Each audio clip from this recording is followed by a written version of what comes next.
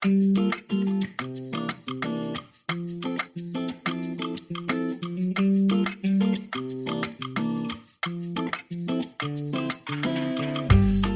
pandemia de la COVID-19 fue una de esas experiencias vitales que no vimos venir.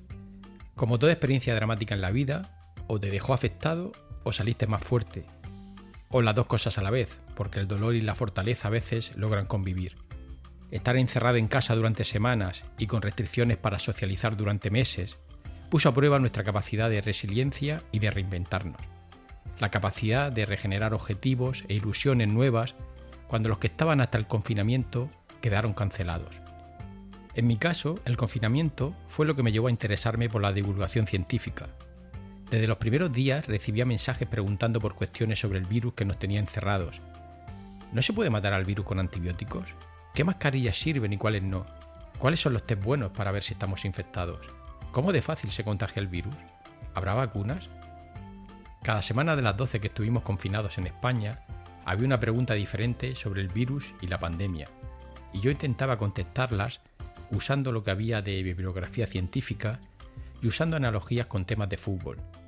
El mundo del fútbol, como el de cualquier otra actividad o gremio, no deja de ser un reflejo de nuestra sociedad y sirve para poner ejemplo de casi todo. De ahí nació el blog Raticos de Coronavirus, que más tarde se convirtió en un libro. En la divulgación encontré cositas adictivas, como la creatividad, la necesidad de informarte lo mejor posible y también esa placentera sensación de ser útil a alguien, el placer suave pero duradero del altruismo. Además de la divulgación científica, también fue muy importante la comunicación científica, que son dos términos relacionados, a veces con cierto solapamiento, pero diferentes, siendo la comunicación científica algo más formal o técnico. En este campo apareció la figura de Margarita del Val, científica del CSIC, experta en virología e inmunología, que fue una de las referencias científicas durante toda la pandemia. En un periodo muy complicado, Margarita supo encontrar ese equilibrio entre informar y no alarmar, transmitiendo tranquilidad desde el conocimiento. Durante la COVID-19, en ese periodo de confusión y temor, la sociedad miró a la ciencia, y la ciencia respondió. Gracias a la ciencia que se hizo en los años anteriores, gracias por ejemplo a estudiar profundamente el ARN, cuando no parecía ser un tema de mucha utilidad, se pudieron crear vacunas eficientes de una manera más rápida, acortando los tiempos de la pandemia y evitando muchas más muertes y sufrimientos. Pensamos que ese golpe en la mesa del conocimiento científico sería determinante para que los gobiernos le dieran a la ciencia la importancia que merece y la financiación que necesita. Sin embargo, 5 años más tarde, estamos escuchando noticias sobre cómo los gobiernos de las grandes potencias están triplicando los gastos en defensa, pero no en ciencia. No soy tan inocente para pensar que el gasto en defensa es innecesario, pero esto ayuda a reflexionar con profunda tristeza sobre nuestra especie y nuestra sociedad, donde al igual que hace siglos, sigue primando la barbarie en el orden mundial, donde las mentes más equilibradas y preparadas no determinan el camino a seguir. No queda otra que seguir hablando de cultura, de tolerancia, de ciencia, de conceptos que nos unen y que no son exclusivos de un país o de un territorio. Ahora recuerdo una de las reflexiones más acertadas de las que se han hecho en estos raticos de ciencia, y la dijo José Antonio Lozano Teruel en el episodio 20. Algo así como que en la historia reciente de la humanidad, la evolución tecnológica no se había acompañado de una evolución moral.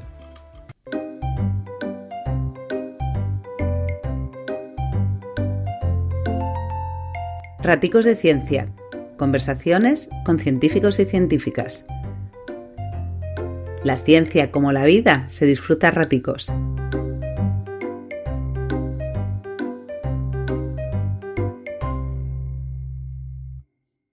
Margarita, ¿qué es lo que te ha traído por aquí, por Barcelona? Bueno, no es que no venga poco por Barcelona, pero esta vez el motivo fundamental ha sido que organizamos una reunión para establecer sinergias y puntos de contacto entre dos entidades. Una es el Instituto de Salud Global de Barcelona, que tiene ya mucha tradición y que tiene una orientación muy lanzada hacia enfermedades prevalentes en países con pocos recursos, en África en particular, para prevención de enfermedades infecciosas, pero temas de salud en general, salud global, es su nombre y es su leitmotiv. Y dentro del CSIC lo que hemos organizado la plataforma temática interdisciplinar en salud global del CSIC, que la organizamos justo cuando surgió la pandemia, que la organizamos a través de pantallas, es decir, científicos del CSIC de toda España nos comunicamos a través de pantalla para organizarnos y enfrentar la pandemia. Nos llamamos Plataforma de Salud Global porque pensábamos que no iba a ser la única epidemia, pero el reto era suficientemente fuerte para concentrarnos todos en luchar contra el coronavirus. Y cuando acabó la pandemia, acabó cuando estuvimos todos vacunados, porque acabar no ha acabado, el virus ya se ha quedado con nosotros, ¿no? Pues empezamos a decir, vamos a abrirnos hacia afuera, vamos a salir del armario, de alguna manera. Nos conocimos solo en pantallas, nadie sabía que existíamos, no es como si te encuentras en tu centro de investigación, en la universidad, hay una reunión, voy a ver el cartel de qué es. Entonces nos acercamos al IES Global y les dijimos, oye, tenemos el mismo nombre que vosotros, pero queremos no competir con vosotros, sino encontrar nichos en los cuales cada uno contribuye de una manera. Y el CSIC tiene una investigación más básica y más multidisciplinar en todos los ámbitos.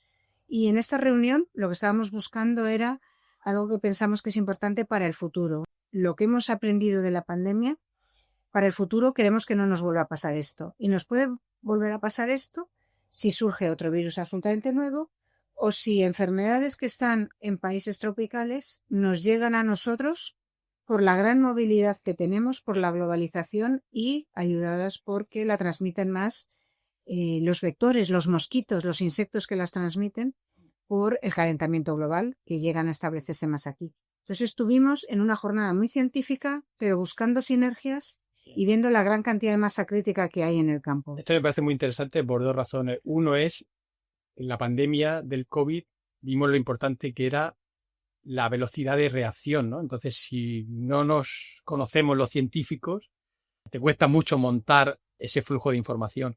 Y segundo es la multidisciplinaridad, que cada uno sabe mucho de lo suyo, pero nos necesitamos unos a otros, ¿no? Y esto es algo que está subvencionado ahora mismo bien por el gobierno, es algo que el gobierno lo mira con buenos ojos, porque yo creo que cualquier país, tener una plataforma de respuesta o de prevención o de estar preparados para crisis de salud globales es algo fundamental, ¿no?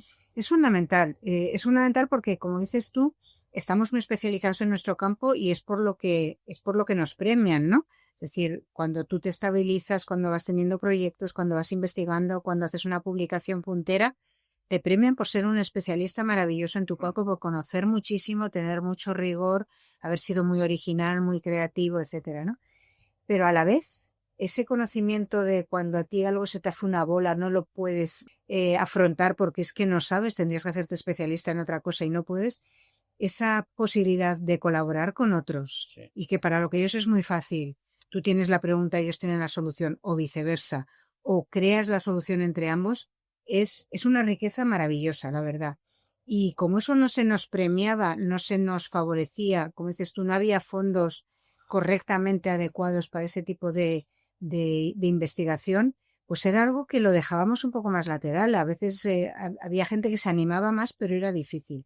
Interdisciplinar, multidisciplinar, etcétera. Está muy de moda, pero es real. O sea, yo veo que ahora hay más percepción de que los problemas tan complejos que tenemos los necesitamos afrontar entre muchos especialistas.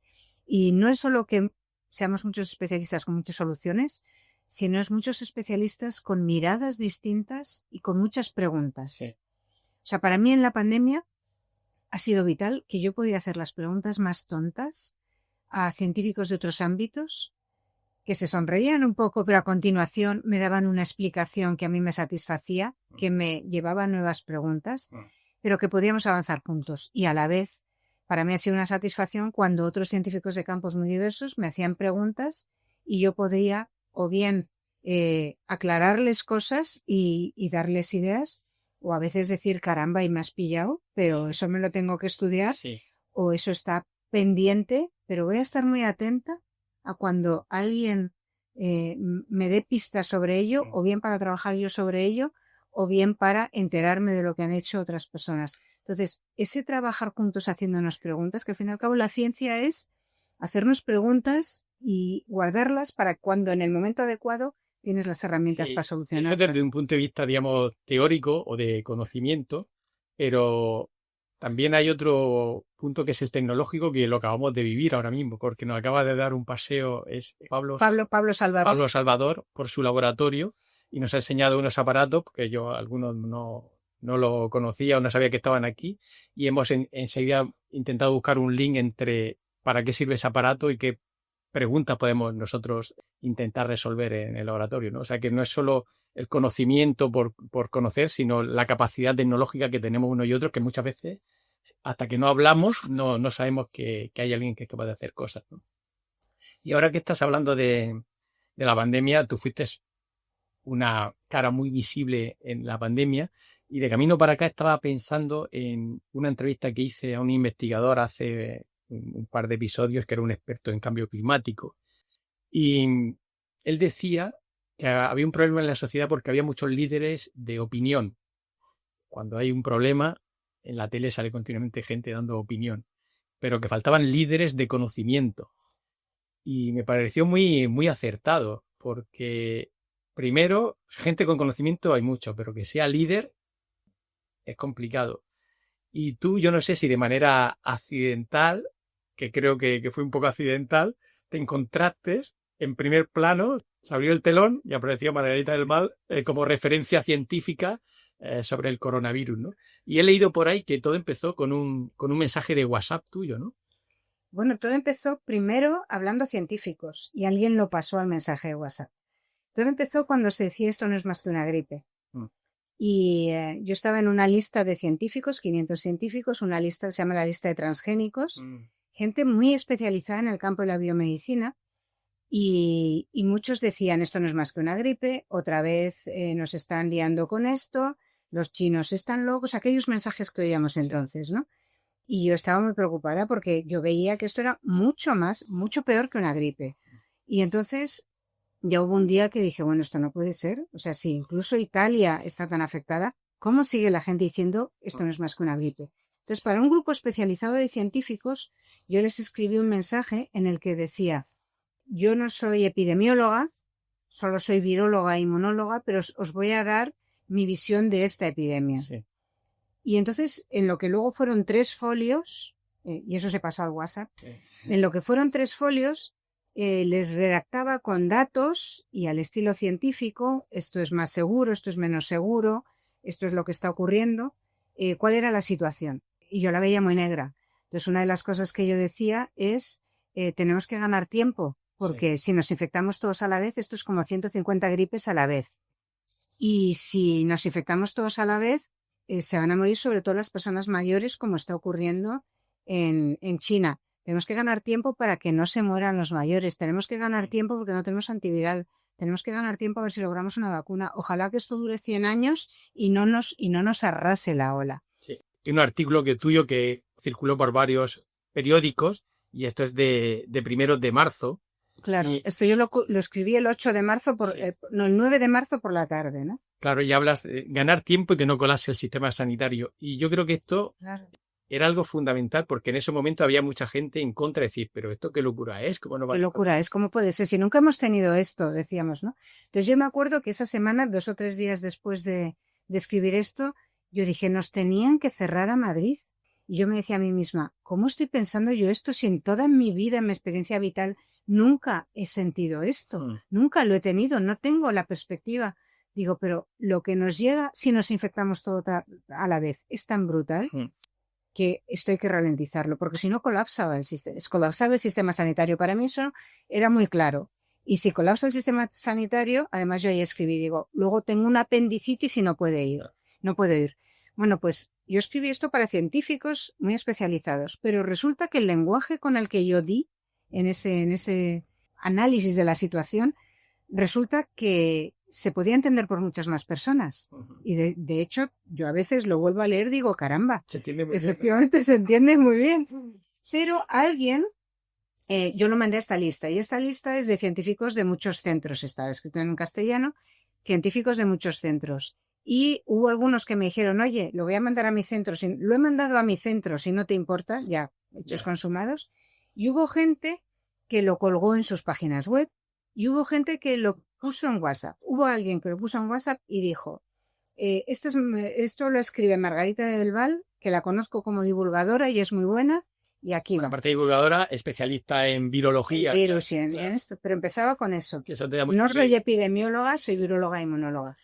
Y eso, 1 hora después, me lo manda mi hijo. Y me dice, mamá, ¿tú has escrito esto? Digo, sí. ¿Y te lo has leído? Porque llevaba unos días persiguiéndote, porque quería contarte cuál es la situación, pero como estás tan liado tú y nosotros, no te lo había contado. ¿Te lo has leído? No me lo he leído. Digo, pues léetelo lo primero. Sí, lo he escrito yo, pero dime, ¿cómo te ha llegado? Y en 1 hora ya era intrazable como le había llegado a mi hijo. Qué bueno. Y estaba por todos los lados. Sí. Y entonces a la mañana siguiente me llamaron de algún ayuntamiento y me dijeron, ¿esto lo ha escrito usted? Y esto lo mantiene. Es que queríamos tomar medidas en el ayuntamiento. Tenemos también más información de otros científicos, pero esto es, digamos, como llueve sobre mojado de lo que nos han dicho otros científicos, lo vemos muy claro y queríamos tomar medidas en el ayuntamiento. Y yo dije, sí, yo creo que sí, que tienen que tomar medidas de cortar un tipo de actividades. Ellos me contactaron muy tempranito por la mañana. Y además, ¿sabes quién me contactó los primeros? Los verificadores de bulos. Claro. Fue muy importante porque me dijeron, han puesto esto en tu nombre. Sí. Tu nombre figura en las redes de centros de investigación de tal, se te puede localizar. ¿Pero esto es tuyo o han usado tu nombre para decir esta barbaridad? Sí. Va a colapsar el sistema sanitario.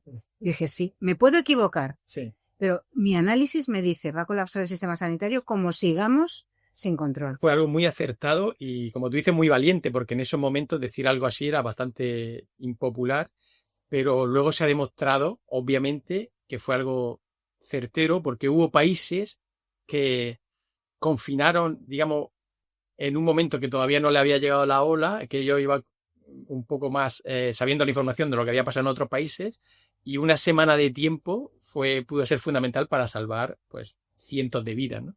Y me gusta mucho en este artículo cómo lo escribe, porque ya en el segundo párrafo dices, en breve, para quien no quiera leer más, dice, se toman estas medidas no solo para protegernos a cada uno de nosotros, sino especialmente para proteger a los vulnerables y especialmente a los que nos curan, para que los sanitarios no se saturen ni enfermen en masa y puedan curarnos a todos. Me pareció una cosa muy brillante, porque si una persona lee una noticia en el periódico, en la tablet, en el móvil, y es de 3 páginas, y la conclusión está al final, no va a llegar, ¿no? Y tú ya en el segundo párrafo eres determinante, nos estás diciendo que esto es una cosa social, que no es solo por nosotros, que vamos a cuidar a los más vulnerables, que todos tenemos personas mayores en nuestro entorno y que hay que cuidarlos, ¿no? Pero fue muy arriesgado también. ¿Cómo llevaste tú personalmente esos días? ¿Te sentiste presionada? ¿Dormías bien? ¿Te agobiaste? Esos días, esos años, estos años, porque esto todavía dura. No, ya ha bajado mucho. Yo, el mes previo, yo me despertaba a mitad de la noche agobiada. Me ponía a hacer números, a calcular, a buscar datos, a ver todo lo que estaba ocurriendo en China. Me apuntaba a los Zooms que hacían entonces, que pues yo no sabía ni cómo se funcionaba Zoom. Yo estaba muy agobiada porque yo lo veía cada vez más problemático y estaba muy preocupada porque no se percibía así en absoluto. Cuando esto salió, me equivoqué totalmente. Desde el gabinete de prensa del CSIC me dijeron pronto, oye, te han llamado varios medios de comunicación, ¿quieres que te apoyemos para atender a los medios de comunicación? Digo, bueno, yo les puedo atender, o sea, y algunas veces, como yo trabajo siempre en vacunas, pues me han preguntado sobre una campaña de vacunación, esta vacuna nueva, ¿cómo es? Digo, no hay problema. Entonces me dijeron, bueno, vale, vamos a ver, simplemente lo dejamos ver. Y yo creo que fue un día después que les llamo y les digo, por favor, ayúdame, porque mira todas las llamadas que tengo, ya no sé cómo priorizar o qué medios son más importantes para responderles. Y entonces me dijeron, venga, te vamos a ayudar. Y dije, bueno, pero mantenerlo un poco, que yo pueda seguir haciendo mi trabajo y todo esto. Y dijeron, vale, sí.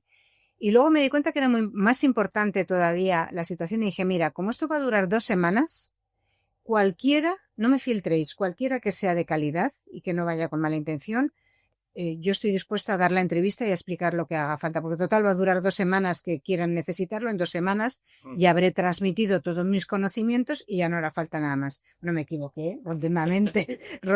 Cada 2 semanas había una pregunta diferente. Había nuevas preguntas, continuamente había nuevas preguntas.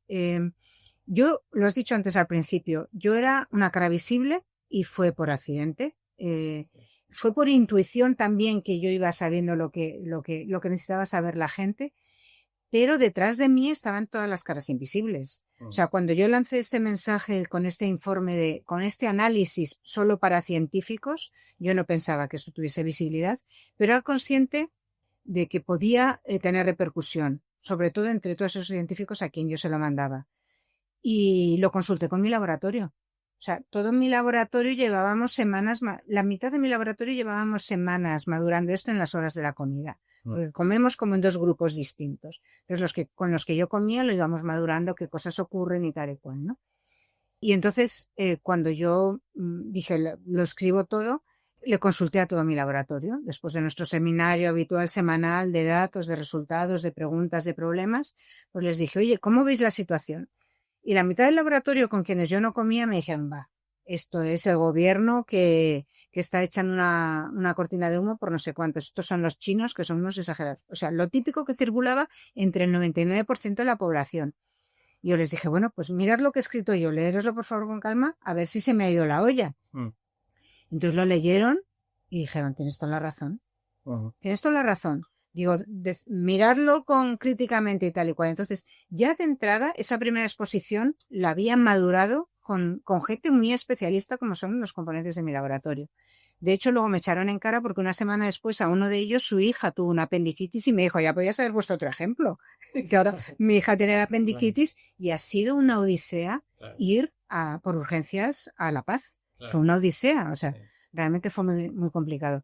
Y después, en la plataforma de salud global que montó el CSIC y que yo entré en la coordinación desde el principio, que yo era la cara visible como coordinadora, detrás de mí, menos visibles, tenía muchos científicos a los que les podía hacer estas preguntas incómodas, estas preguntas inocentes, estas preguntas tontas, y que me daban esa contestación. Entonces, toda esa percepción yo la podía estar contrastando con todo el mundo. Pues yo creo que el que te quedaras como cara visible no es algo azaroso, porque eres una persona que se nota cuando hablas contigo que eres bastante tranquila, transmites seguridad, pero transmites también paz, calma y que sabes de lo que estás hablando. Entonces, una de las cosas que hablaba con Víctor cuando hablábamos de los líderes de conocimiento es que para ser un líder hay una cosa ahí intangible que es el carisma o la credibilidad. La credibilidad. Que uno lo tiene o no lo tiene y tú la credibilidad la tenías, ¿no? Y bueno, eso fue fantástico, que hubo otras personas que esa credibilidad pues la fueron perdiendo.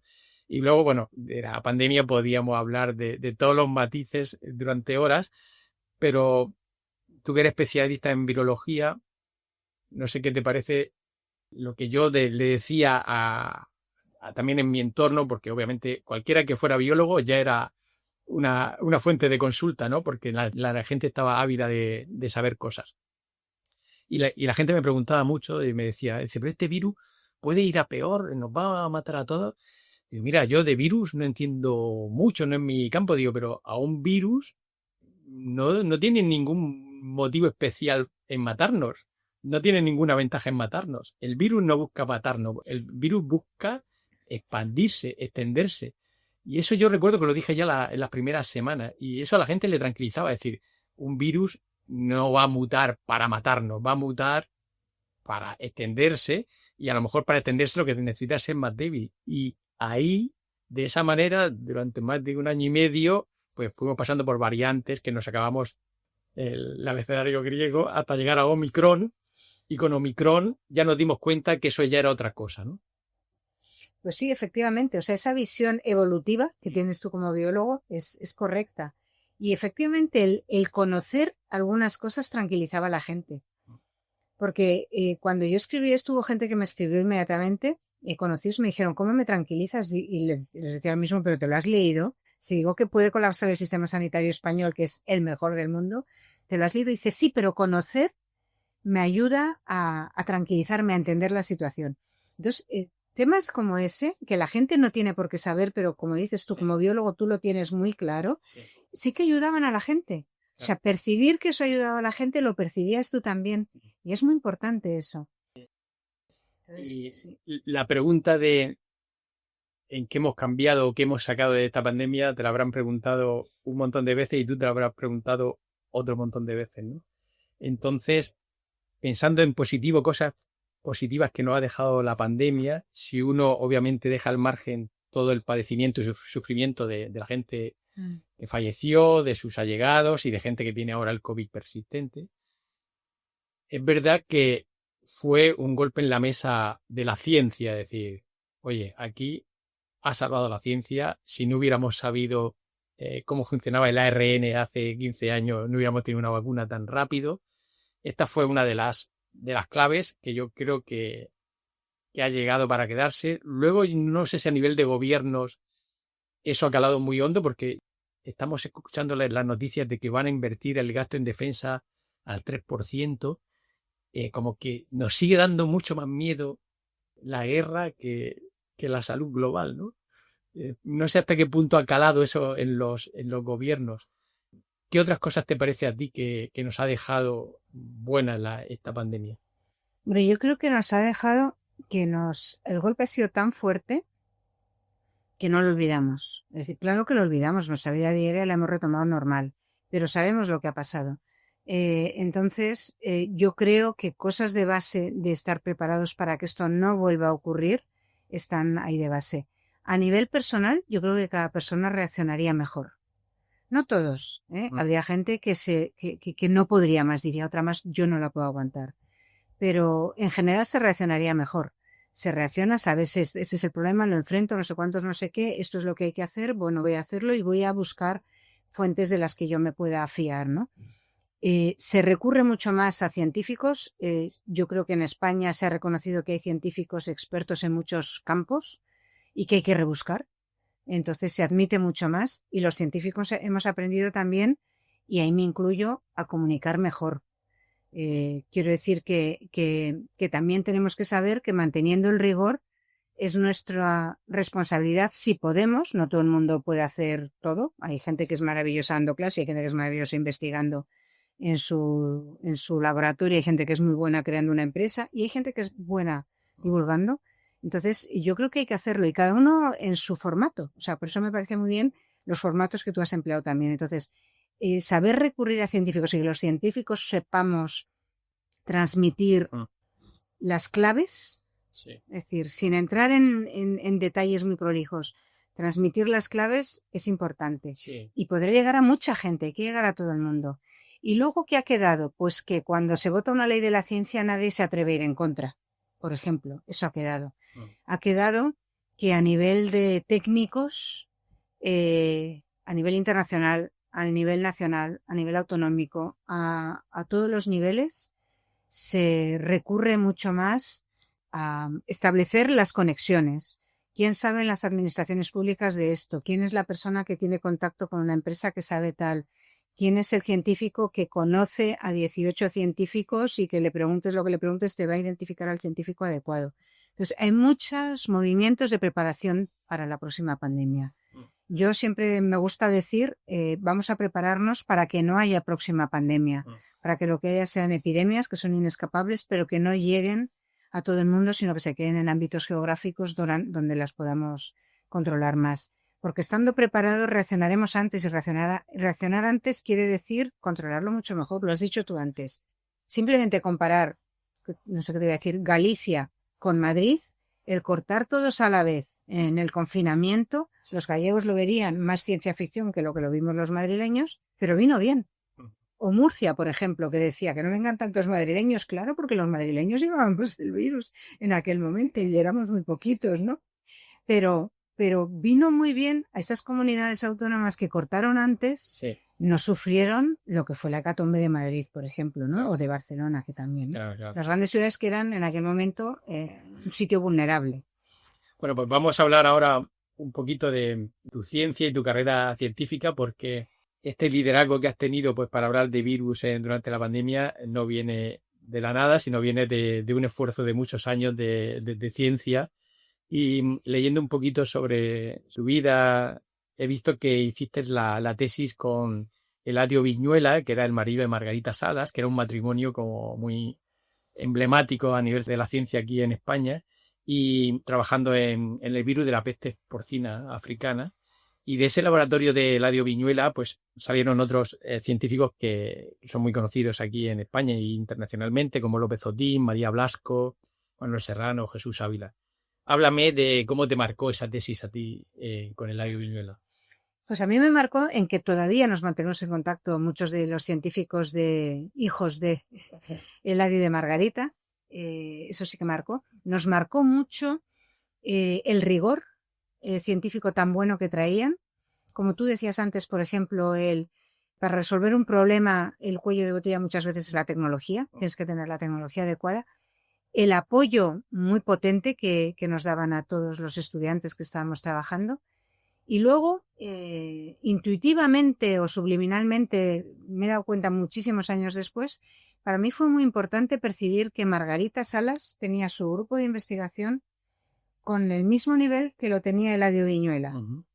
Entonces, percibir que una mujer podía ser jefe de grupo y que se la tenía al mismo nivel, con el mismo respeto, indirectamente a mí me facilitó que yo, cuando pensé que a mí me gustaría dirigir mi grupo de investigación, yo no pensase que era algo imposible. Fue un referente muy cercano para mí, aunque yo no era consciente de eso, ¿no? Yo a lo mejor quería ser Marie Curie, pero vamos, no lo iba a lograr nunca. 2 premios Nobel no lo iba a lograr. Pero ser jefa de mi grupo de investigación era algo que lo veía cercano. Entonces a mí eso me marcó. Y luego lo otro, me hizo muy resistente porque mi tesis fue totalmente negativa. Mi tesis fue, vas a sacar una vacuna tú solita frente al virus de la peste porcina africana. Yo solita no, porque estaba el apoyo del resto del laboratorio, pero yo era la que iba a generar la vacuna. Y el virus de la peste porcina africana es un virus que todavía es muy importante en el mundo. Hay una epidemia tremenda en China, ha habido una epidemia que está acercándose por el norte de Europa, por las zonas, los grandes bosques del norte de Europa, pues se transmite también por jabalíes salvajes, no solo por cerdos domésticos, y determina el precio de la proteína de origen animal en el mundo. La peste porcina africana sigue siendo muy importante, han pasado varias décadas y no hay vacuna todavía. Yo en aquel momento no era consciente de lo difícil que era mi tema de tesis. Y a mí los primeros años me frustró aquello mucho. Pero bueno, en algún momento lo llevas a un congreso y te dicen qué trabajo más riguroso, más bueno, cuánta información has generado, qué tal. Y fue muy formativo, ¿sabes? Pero a mí además me picó mucho, ¿no? O sea, me hizo resistente y me picó. Si yo estoy trabajando con un virus, el problema de ese virus es que no tenía una proteína externa como la del coronavirus. Tiene una proteína externa, que es la proteína S, que hace la corona del virus. Bueno, pues el maldito virus de la peste porcina africana no tiene una glicoproteína externa para ponerla en una vacuna, que entonces ya sabíamos que es el primer enfoque para hacer una vacuna.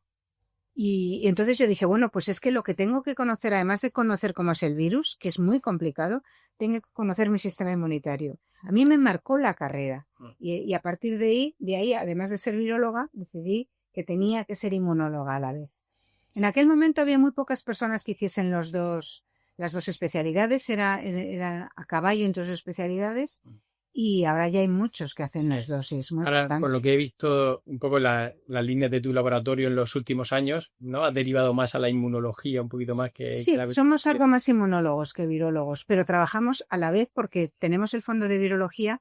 Hemos trabajado con virus de muchas características distintas, virus de las viruelas, virus respiratorios, virus de animales, virus humanos. Entonces, cambiar de virus cuando llegó el coronavirus no nos resultó tan problemático porque ese fondo de virología lo tenemos. Somos más inmunólogos que virólogos, efectivamente. Y he visto que bueno, trabajáis con modelos de ratón, pero también con líneas celulares, con linfocitos T. Que los linfocitos T son unas células del aparato o del sistema inmunológico muy importantes. Y una de las cosas que yo me he preguntado a veces es los linfocitos T, si son tan importantes, ¿qué podemos hacer nosotros en nuestro día a día para tener unos linfocitos T fuertes y saludables? Y justo estaba leyendo el otro día que en tu laboratorio tenéis una línea sobre cómo evolucionan estos linfocitos T con la edad, porque el sistema inmunitario con la edad se va debilitando un poco. Cuéntame un poco cómo es esto. Pues sí, es importante porque el virus, su intención no es matarnos, como decías tú antes muy bien. Su intención es multiplicarse, porque si un virus no se multiplica, no existe. Entonces, el virus elige nuestras células para multiplicarse. De manera que nuestras células son fábricas de virus. y luego se liberan los virus fuera y los virus están dando vueltas, se infectan otras células nuestras o infectan a otras personas. Para combatir a los virus que están por ahí dando vueltas están los anticuerpos. Y los anticuerpos son más fáciles de definir, de trabajar con ellos, se conocen más. Pero para eliminar las células infectadas hacen falta estos linfocitos T, que vayan escrutando todos nuestros órganos, todo nuestro organismo, vayan patrullando y cuando vean una célula infectada la reconozcan, la diferencien de la sana y maten solo a la infectada. Entonces eso es lo que hay que hacer. Entonces la inmunidad celular, que cuando lo ves así, complementa perfectamente a los anticuerpos, hacen falta los dos, ¿no? Lo que ocurre con la edad es que vas ganando experiencias, tienes cada vez más linfocitos T que saben combatir la célula infectada por la gripe, la célula infectada por la meningitis, la célula infectada por el coronavirus, la célula infectada por la hepatitis, la varicela, etcétera.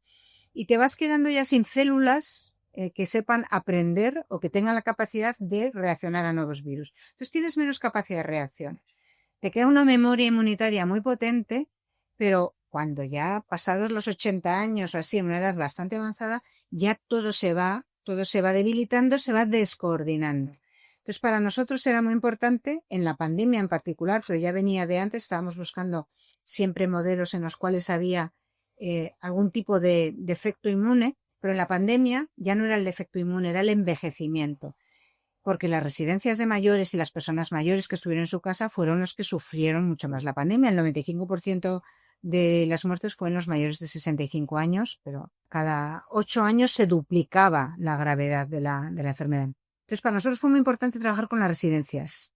Entonces, trabajando con las residencias, que trabajamos con una población cuya mediana de edad era de 87 años, están en las residencias de mayores y no solo están por su edad, sino porque son los que necesitan más ayuda, los que están más cascados de todos los de su misma edad.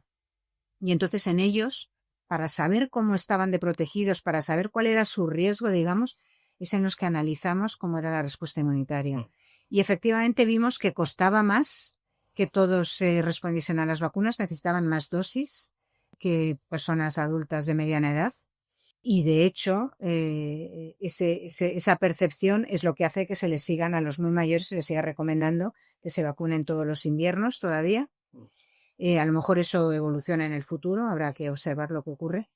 Y también vimos que había una correlación, ¿no? O sea, los que respondían mejor, pues tenían infecciones más suaves. Entonces, sí, para nosotros era importante saber eso, no solo por saber lo que está ocurriendo con el coronavirus, sino porque cualquier virus nuevo que llegue, si es nuevo total, nos pasará lo mismo. Que si la primera infección tú la pillas con 5 años de edad, tienes un sistema inmunitario que es la bomba.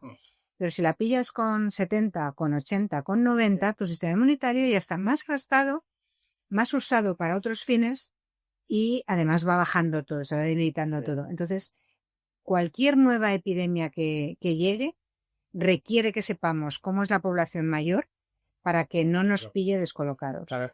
Estos linfocitos T que hablamos, que son estos policías tan importantes que capturan las células, ya no solo que están infectadas con virus, sino también células cancerígenas, ¿no? También. Entonces, por eso son tan importantes. Y ahora están muy de moda, digamos, a nivel terapéutico también para cáncer, por las Claro. que se pueden sacar linfocitos del paciente, modificarlos y volverlos a poner, ¿no?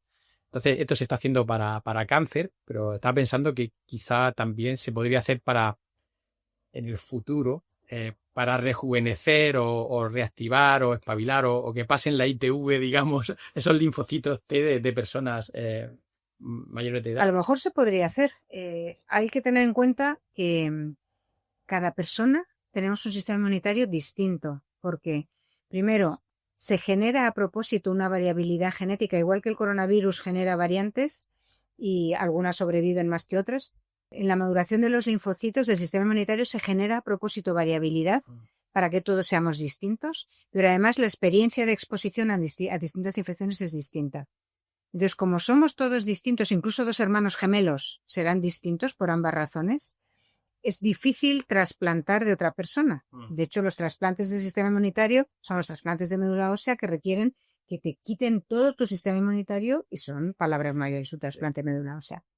un autotrasplante, a lo mejor se puede hacer un autotrasplante para el futuro, Sí. porque teniendo más células naïf, que se llaman células que nunca han encontrado a su virus contra el que se tienen que proteger, pero que están abiertas a reaccionar a cualquier cosa nueva que aparezcan, a lo mejor se podría pensar. Porque realmente en cáncer, como tú has dicho, es una revolución. La inmunoterapia es una revolución. Sí. Ha traído una dimensión nueva que permite armar a tus linfocitos T para que ahora eliminen al cáncer. En vida normal, cuando se extraen, es decir, a un paciente cuando se le extraen linfocitos, se les modifican y se le vuelven a meter a ese mismo paciente, ahí les estás armando con la ayuda de toda la investigación que hacemos, ¿no? Estás armando para que controlen el tumor de esa persona. Pero en la vida normal, en realidad lo que necesitamos es tener un sistema inmunitario sano. Y un sistema inmunitario sano, no hay recetas mágicas. No puede ser muy potente, porque si es excesivamente potente, si se pasa, tienes autoinmunidad. La autoinmunidad es que tu sistema inmunitario se equivoca alguna vez y responde a un antígeno de una célula sana a la que no tenía que dañar y la va dañando poquito a poquito a lo largo, muy poquito a poquito, es muy lenta, pero la va dañando a lo largo de toda tu vida. Entonces, no hay que tener un sistema inmunitario excesivamente potente, hay que tenerlo en su punto. Sí. Y tenerlo en su punto son las normas de estilo de vida sano. Hacer suficiente ejercicio sin pasarse, no una maratón, pero sí suficiente ejercicio. Comer equilibrado, comida muy diversa, dieta mediterránea de verdad es clave. Platos de cuchara, ¿no? ¿Cuándo? Claro, platos de cuchara, fruta, verdura, un poquito de carne, un poquito de pescado, etcétera. Dormir bien es fundamental también para el sistema inmunitario. Buena hidratación. ¿Quiénes son nuestras defensas frente al exterior? 2, la piel y las mucosas interiores. Buena hidratación es fundamental. Te haces una herida, se infecta, te entra un virus por la mucosa respiratoria o por cualquier otra y te dañan. Buena hidratación, no tener estrés, no tengo receta para eso, no tener estrés, tener una actitud positiva. Son pequeñas cosas que liberan mediadores y esos mediadores lo que hacen es enfocar al sistema inmunitario en una inmunidad que cuando hace falta reacciona, te cura y se vuelve a sus cuarteles de invierno, por oposición a tener una inmunidad que sea muy inflamatoria. Cuando tienes mucha inflamación, el sistema inmunitario está desequilibrado. Y cuando nos vamos haciendo más mayores, cada vez tenemos algo más de inflamación. La inflamación no es buena porque la inflamación tiene es una espada de doble filo. Te cura cuando ha habido un daño, pero se tiene luego que retirar, pero si se queda persistente la inflamación, contribuye al daño de tus órganos, es un desgaste continuo. Sí. Entonces, esa inflamación hay que evitarla y eso se logra con buenos estilos de vida. Sí. Dices que no tienes receta para el estrés, pero yo creo que algo tienes.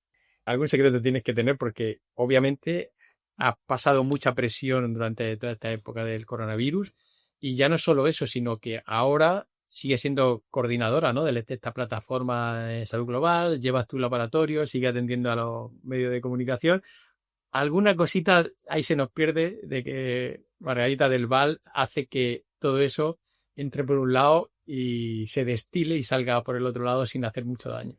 ¿Cuál crees que es tu secreto? No, yo me estreso como todos. Yo me pregunto a mi familia, yo me estreso, o sea, cuando pongo una moto me estreso, me agobio. Claro que sí, he tenido momentos difíciles en la pandemia, había dicho yo ya no puedo más, en algún momento yo digo ya no puedo más, esto no puedo. La responsabilidad tira mucho de ti, el percibir que puede ser útil tira muchísimo, es decir, saber que tú puedes estar ayudando a alguien.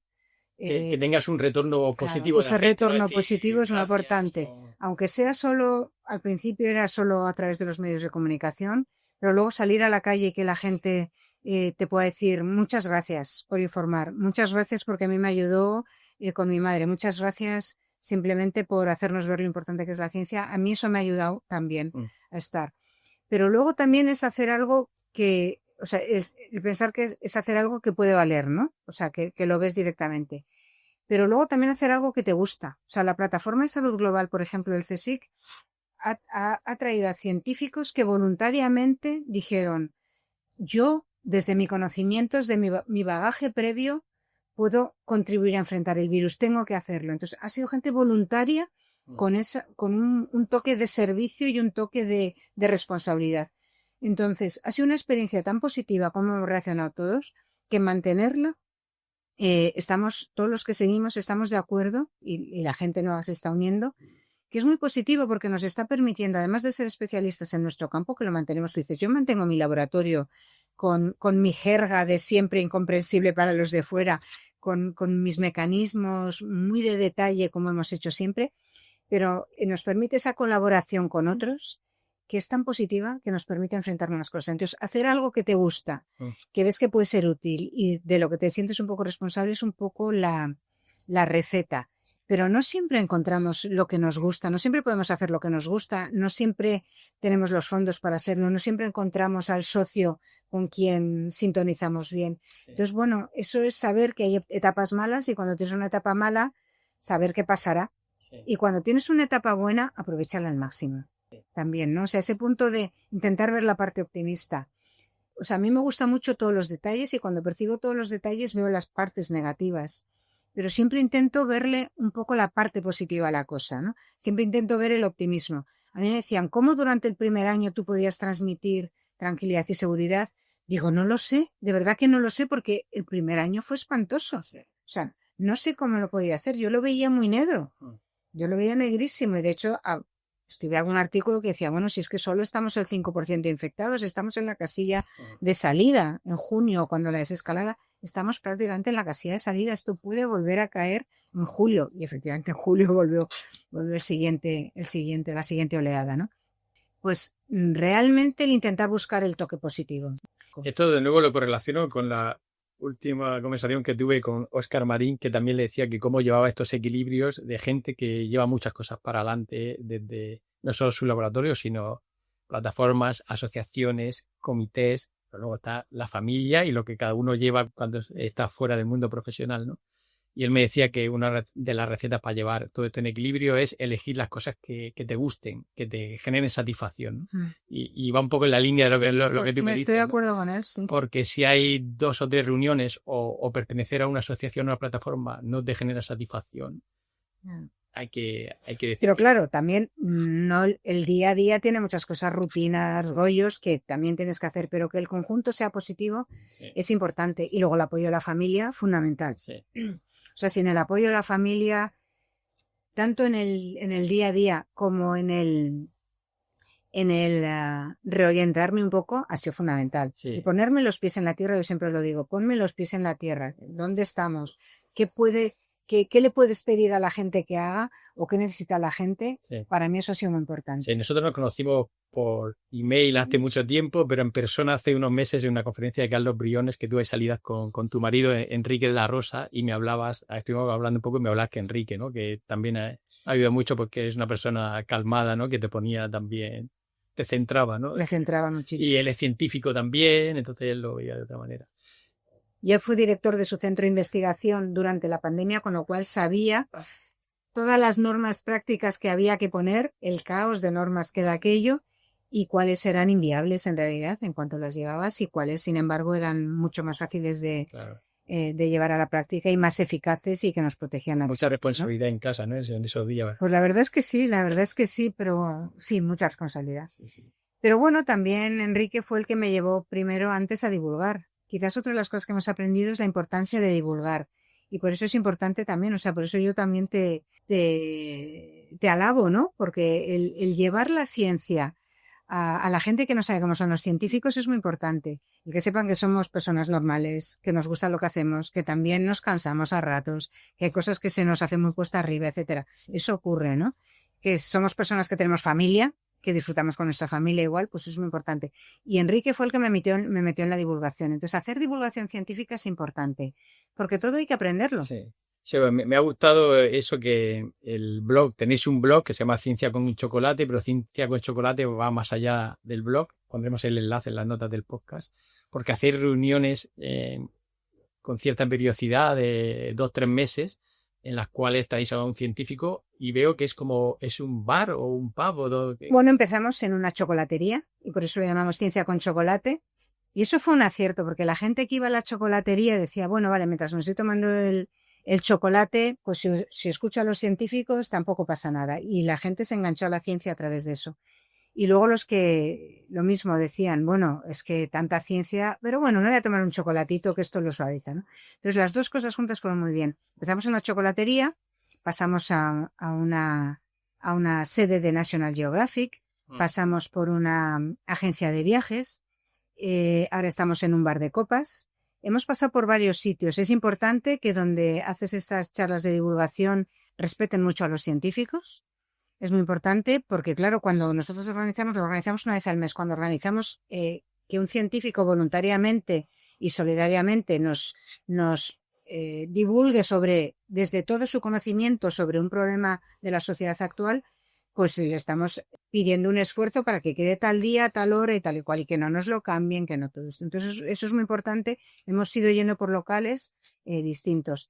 Y luego los temas que tratamos son temas que pensamos que son importantes para la sociedad y que nos interesan a nosotros. He visto ahora un anunciado sobre plásticos y microplásticos, ¿no? Por ejemplo, son cosas que la sociedad quiere saber y que nosotros queremos saber. ¿Y cómo lo hacemos nosotros? Pues un poco de diálogo. Primero el científico presenta su tema, pero tanto tiempo como habla el científico lo tenemos de preguntas y de diálogo. Para mí es importante poder hablar con quien sabe de las cosas. Antes de empezar a grabar el podcast te he preguntado a ti, ¿cómo es posible que haya bacterias que crezcan en una zona tan fría y con tanta presión? ¿Tú sabes de eso? Pues te pregunto a ti, te puedo hacer la pregunta, ¿no? Entonces es muy importante preguntar. A nosotros nos gusta mucho ese estilo, que es dinámico. Llegamos a 50, 100, 150 personas cada vez. Muy bien, ¿no?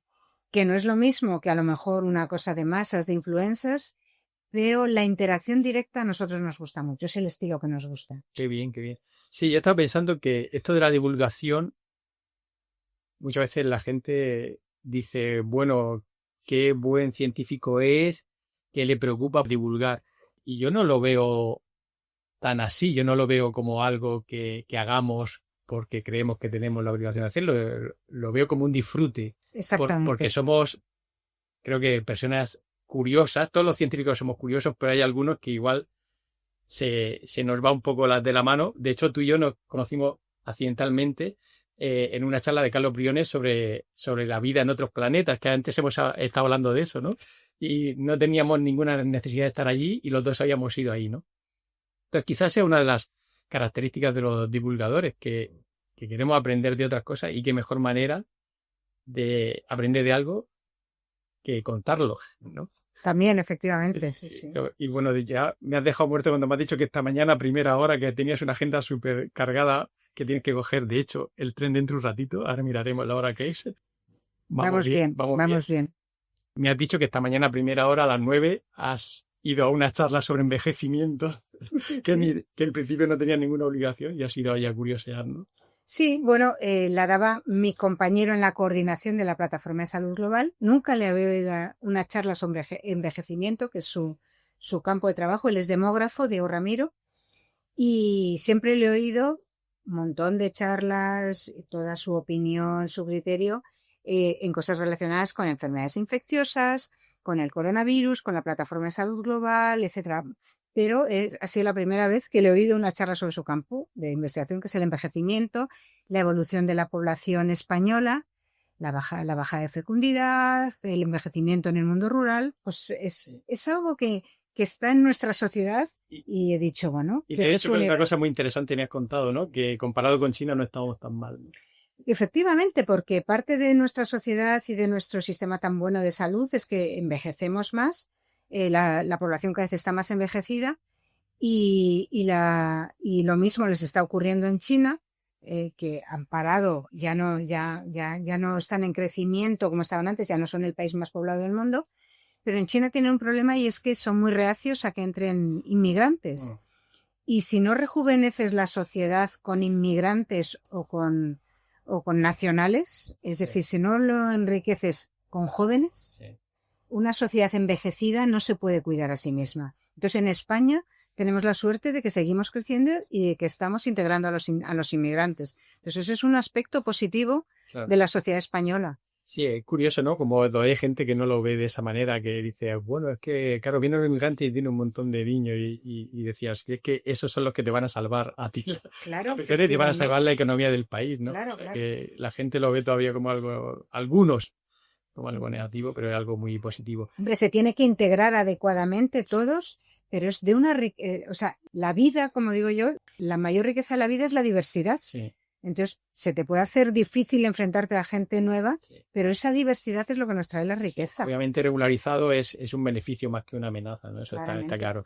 Y bueno, hemos hablado de tu tesis y ese caldo de cultivo que fue ese ambiente científico, que yo estoy convencido de la importancia de la escuela, ¿no? Porque alguien que en su entorno genere una manera de hacer ciencia, eso tiene un crecimiento después exponencial. Y después tuviste un periodo, pues, como mandaban los cánones, de irte al extranjero. En tu caso te fuiste a Alemania en los años 80.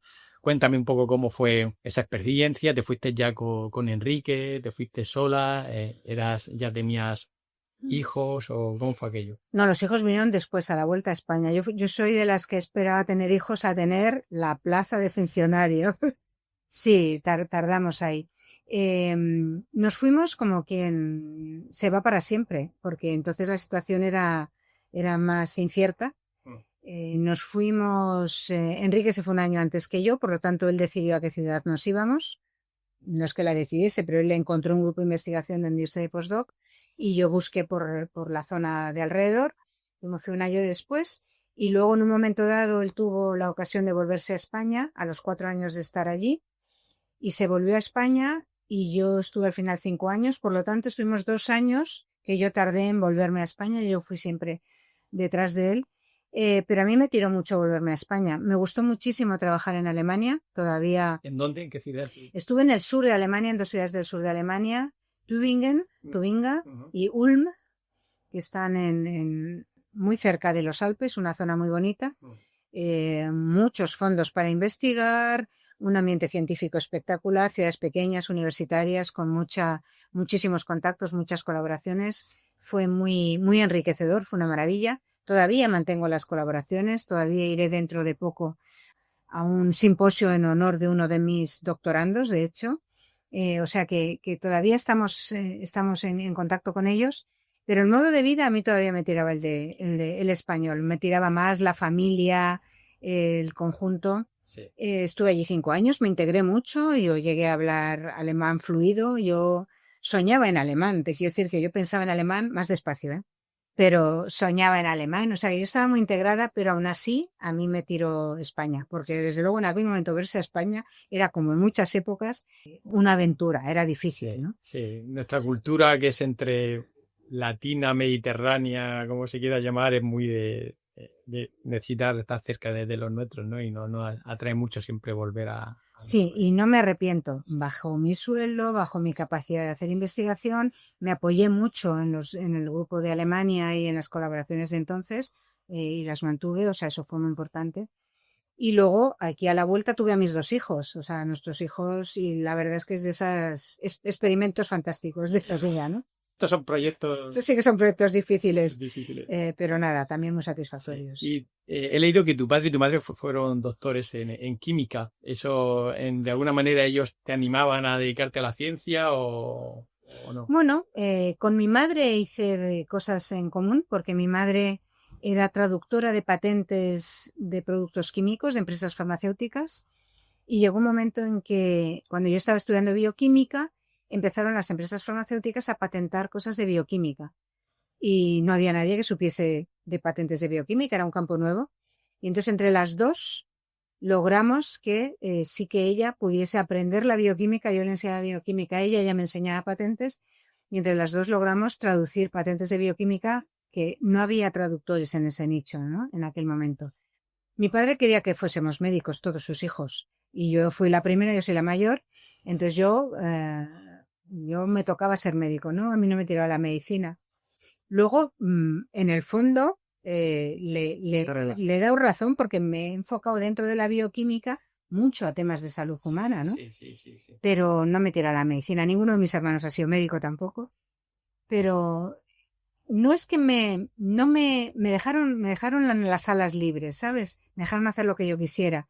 Y para mí no fue difícil pensar que yo me podía dedicar a ser científica en absoluto. No tuve que justificar a nadie que yo quería hacer la tesis. No tuve que explicar que yo me quería ir a investigar al extranjero, porque mi padre también investigó en el extranjero, mi madre no. No fue ningún problema, me facilitó la vida. no es que ellos me enchufasen en nada, ni me ayudasen conceptualmente en nada, pero yo no era la rompedora, para mí fue más fácil, ¿no? Sí. Entonces el tener referencias así me ayudaba. Que por cierto, en Alemania, una de las cosas que también me hizo volverme a España es que no había referentes de mujeres investigadoras que llevasen su grupo de investigación. Era un mundo muy machista, el mundo de la ciencia. Un poquito por detrás, entonces, de repente. Sí, y todavía ahora yo creo que hay un problema en eso. Entonces, el no tener allí referentes subliminalmente también era parte de lo que decía yo quiero volver a mi cultura española. Sí. Aunque era mucho más precaria, claramente. Bueno, ya para terminar me gustaría hacerte una pregunta más personal y es que, bueno, Margarita del Val es una persona pues muy ocupada a nivel profesional y a nivel de exposición pues en tu laboratorio, en reuniones de grupo con otros científicos en los medios. Pero ¿cuál es este podcast se llama Raticos de Ciencia y decimos al principio que la ciencia como la vida se disfruta a raticos? ¿Cuáles son tus raticos de vida en los que tú dices cómo estoy disfrutando de este momento? ¿Qué momento de felicidad, de paz? Cocinando, leyendo, tirada en la playa sin hacer nada. Cuando tú estás estresada por infinidad de cosas, ¿en qué te proyectas para decir, este ratico me está esperando y va a ser mío? En la montaña. ¿Sí? Claramente, sí. En hacer senderismo por la montaña es lo que más me gusta, sí. ¿Y dónde vas normalmente? Pues cualquier vacación que yo me tome tiene que tener un punto de montaña. Yo no soy escaladora ni grandes cosas, pero siempre, en todos los sitios, si voy a ver cultura, voy a ver también parques naturales, subir a alguna montaña. Claro. Intentar subir aunque sea... Bueno, no cimas. Bueno, sí, también, porque yo creo que como tengo la tensión baja, estar en lo alto me ayuda y me anima. ¿Qué cima recuerdas que te causó, que fue muy gratificante? Hombre, yo subí con un compañero de tesis, con Antonio Alcamí, subimos a la Neto y aquello me gustó mucho, por ejemplo, ¿no? Él es mucho más montañero que yo. Con el paso de Mahoma Sí, efectivamente, ahí, que no se puede pasar con vértigo, ¿no? Sí. Pero sí, me gusta también el campo en general. Sí, eso es lo que me da tranquilidad. Y además estoy muy acostumbrada a que siempre que voy paseando, haciendo senderismo o subiendo tal, me gusta ir charlando a la vez. Pues me gusta mucho charlar. Entonces eso lo he hecho mucho con mis hijos, por ejemplo. Eran momentos de charlar, ¿no? Hacemos una marcha de 5 horas y a 5 horas charlando en familia, por ejemplo. Sí. Es muy agradable. Es curioso, ¿no? El entorno que facilita el caminar en la naturaleza, en el campo, que parece que te limpia de muchas cosas y quizás las conversaciones son más puras, incluso los pensamientos son más puros y más clarividentes. Sí. A mí eso me gusta mucho. Cocinar, en absoluto. Soy un desastre total. Bueno, pues muchísimas gracias, Margarita. Lo he disfrutado mucho y mil gracias por tu tiempo. Mil gracias a ti por hacer esta labor y mil gracias por mantener el contacto.